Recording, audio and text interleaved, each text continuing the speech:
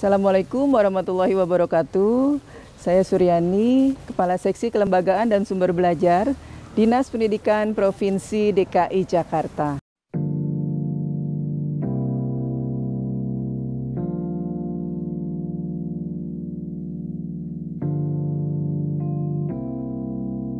Sekarang di DKI Jakarta sedang diberlakukan PSBB sehingga semua sekolah ditutup, kantor ditutup, sehingga kita bekerja dari rumah atau work from home, dan juga anak-anak mengadakan pembelajaran jarak jauh atau home learning. Nah, dalam pembelajaran jarak jauh ini dipandu tetap oleh ibu dan bapak guru dari rumah dengan berbagai fasilitas, namun tetap online, bisa dengan grup WA, bisa dengan Google Classroom, share video, nonton film, dan sebagainya.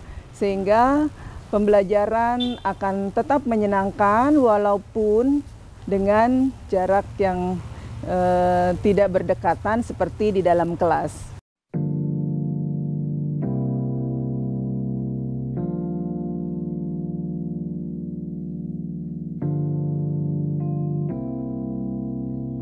Pembelajaran di kelas atau pembelajaran dari rumah dan dipandu oleh guru juga di rumah ini harus menyenangkan, dan guru dituntut kreativitasnya sehingga memang bisa memberikan pembelajaran yang menarik. Ya, kita seolah-olah dipaksakan untuk bisa memberikan pembelajaran secara daring, ya, penguasaan IT dan sebagainya, sehingga kami bisa memantau bahwa sekarang selangkah lebih maju, guru sudah bisa menggunakan IT, dan guru-guru yang biasanya tidak pernah menggunakan itu sekarang semuanya menggunakan, seolah-olah dipaksa. Tapi kita berharap setelah ini mudah-mudahan ini akan terus berlanjut, guru memberikan pembelajaran dengan berbagai kreativitas, inovasi, dengan berbasis IT sesuai dengan perkembangan zaman di abad 21 ini.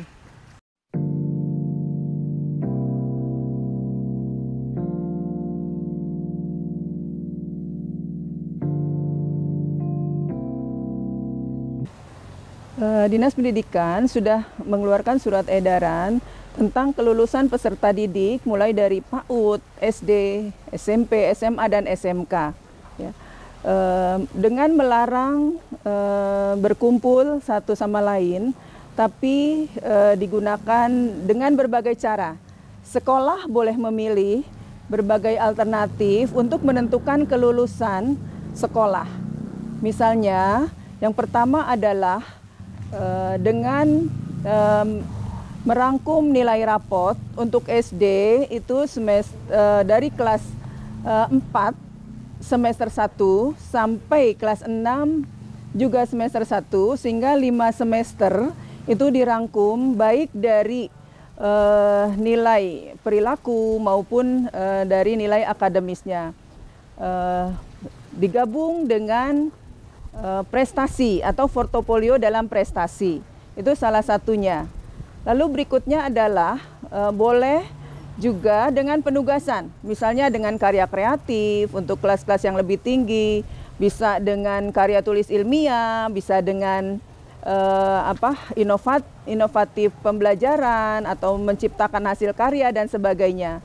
Juga yang terakhir adalah bisa tetap menggunakan tes daring, tapi harus dipastikan bahwa baik peserta didik maupun guru fasilitasnya harus memadai, sehingga tidak ada anak yang merasa dirugikan dengan mereka tidak memiliki fasilitas yang memadai untuk tes daring. Jadi ketika tes daring dilakukan, semua anak harus sudah siap dan guru juga sudah siap, sehingga nanti semua bisa mengikuti dengan baik. Nah, ketiga pilihan ini boleh dipilih oleh sekolah, ya, dengan mengadakan rapat dewan guru, menentukan kriteria seperti apa, disosialisasikan kepada orang tua murid dan peserta didik, sehingga nanti semua memahami, ya, di COVID-19 ini teknis apa yang dilakukan untuk penentuan kelulusan peserta didik.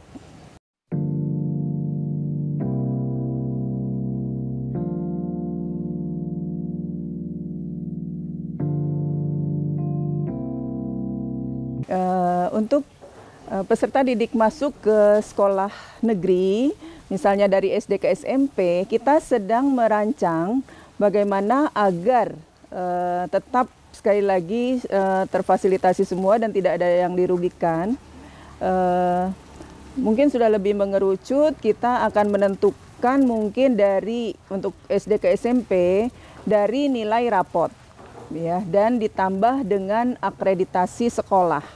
Nah, ini nanti akan disampaikan ke Dinas Pendidikan sejak dari sekarang, ya, ini tanggal 22 April terakhir atau batas akhir sekolah mengirimkan data rapot, ya, melalui aplikasi ke Dinas Pendidikan, sehingga nanti tidak dimungkinkan ada rekayasa karena rapot ini sudah betul-betul valid, sudah ada di buku rapot, karena hanya sampai semester 1 di kelas 6, sehingga ini sudah bisa dilaporkan seluruhnya, dan ini akan menjadi dasar untuk penentuan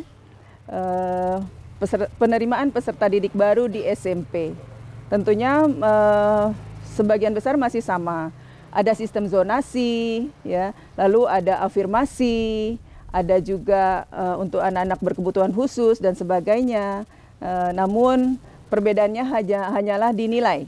Kalau tahun lalu adalah dari nilai ujian sekolah, tahun ini penentuan masuk untuk ke sekolah SMP negeri itu melalui nilai rapot 5 semester dan juga akreditasi.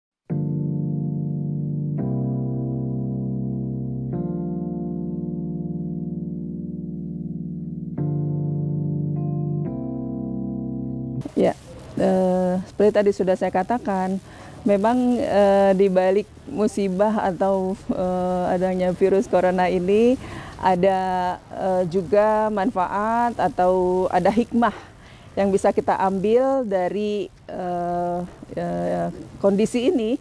Yang pertama adalah kita tahu bahwa kadang sekarang sudah serba sibuk di rumah, bapak bekerja sendiri, ibu sibuk dengan pekerjaan dan sebagainya, anak-anak juga semua sibuk dengan kesibukannya masing-masing. Dengan adanya stay at home ini, semuanya harus berada di rumah sehingga semua bisa kumpul kembali, ya, bisa makan bersama, sholat bersama di rumah, sehingga akan lebih terjalin hubungan antar keluarga. Nah, dari sisi sekolah, ya, juga ini tadi bahwa guru-guru sudah mulai menerapkan pembelajaran berbasis IT, sehingga mereka dituntut untuk bisa memahami, bisa belajar seperti itu. Selain itu, orang tua, ya, lebih memperhatikan anaknya, karena otomatis ketika mereka belajar di rumah, antara anak dan orang tua itu saling mengisi, ya, membantu, membimbing anak-anaknya, sehingga bisa menyampaikan laporan kepada orang tua murid apa yang sudah dilakukan dalam satu hari. Sehingga memang kondisi ini walaupun kita semua tidak mengharapkan terus berlalu, tapi memang kita tidak pungkiri ada hikmah yang ada di balik kondisi saat ini. Untuk para orang tua yang sangat luar biasa, terima kasih atas kesabarannya membimbing anak-anak setiap hari, juga guru-guru yang juga sangat luar biasa memberikan inovasi pembelajaran kepada anak-anak kita. Juga anak-anakku tetap semangat, ya, tetap mematuhi aturan yang ada dengan sering mencuci tangan, jaga jarak, dan juga jangan lupa stay at home, tetap berada di rumah. Apapun yang terjadi tidak boleh keluar rumah, tetap berada di rumah. Mudah-mudahan semuanya tetap sehat dan kita bisa kembali lagi berada di sekolah bersama ibu dan bapak guru. Terima kasih. Assalamualaikum warahmatullahi wabarakatuh.